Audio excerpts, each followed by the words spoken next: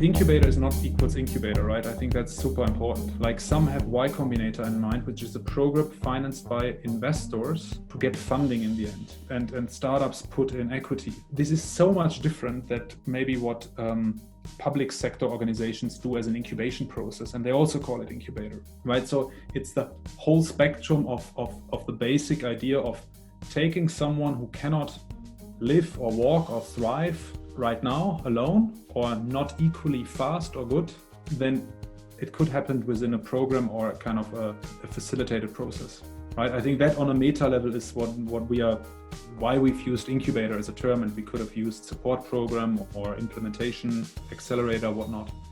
With incubator, we didn't intend to compare it to Y Combinator or Techstars or for that matter, but really as a support program for projects where they are.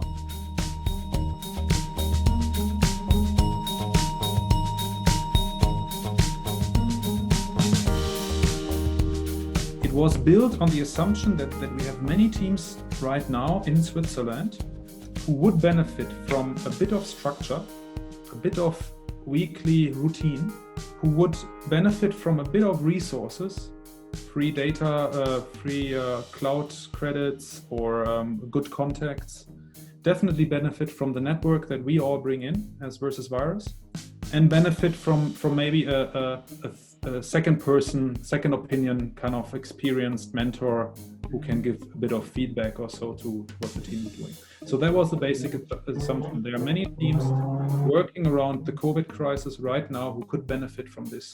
If this assumption is wrong, if there are no teams doing this or no teams needing this, then we don't need to do that, right? And if we find out in the next 3-4 weeks, then we drop it, right?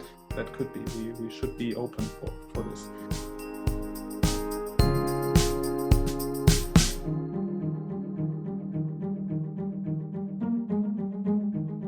Our hope was that we can help with the structured resources network and mentor that we have, is to bring them to success, whatever success means to them.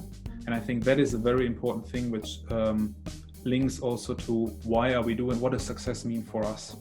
Is that we are not saying you have to be at seed stage and when you come out you are at Series A stage, or you are at prototyping stage and when you come out you have a minimum viable product from your product. Because some might come in at prototype stage and want to go as a startup, like MVP clients, but some others just want to bring their good idea solution into a department within a public agency.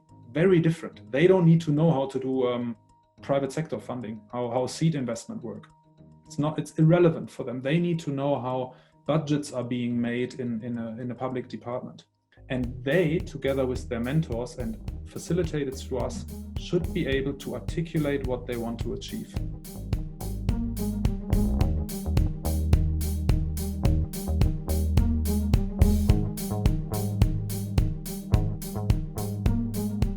Our role in it could only be if they say, we want all these great resources from the incubator, but actually all we want to do is find 2 new team members in the next 6 months. Maybe we have to tease them a little bit, be more ambitious. If they build too high of ambitions, say, we want to have an IPO after the incubator, after the 25 weeks, probably already the mentor, if not us, would say, maybe start with trying to get to a funding round, get ready for a financing round, maybe is if you go for a normal for-profit track. We leave more and more into the hands of the teams, like a subsidiarity principle in a way.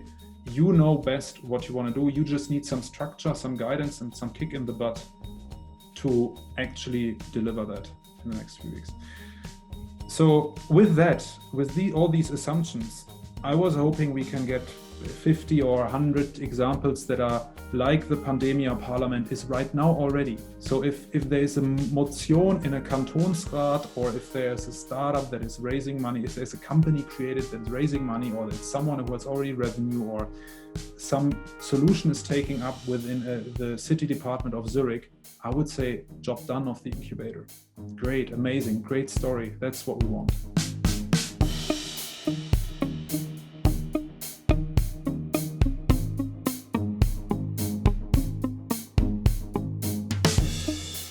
Incubator could have also meant we do now very high selection, almost like venture capitalists, and find 5 most promising teams and take those 5 teams and put all our resources on these 5 teams. Something that could also be an interesting theory of change.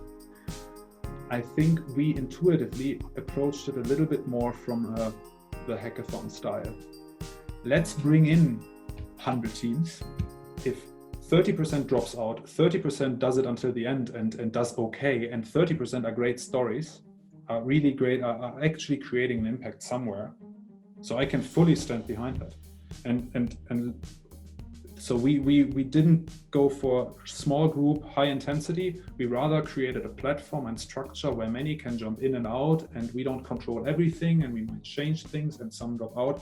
That's okay, as long as we keep it lean, right? We cannot pay for mentors, because as soon as we do, it's not lean anymore, because we have to have some scalability elements in the design.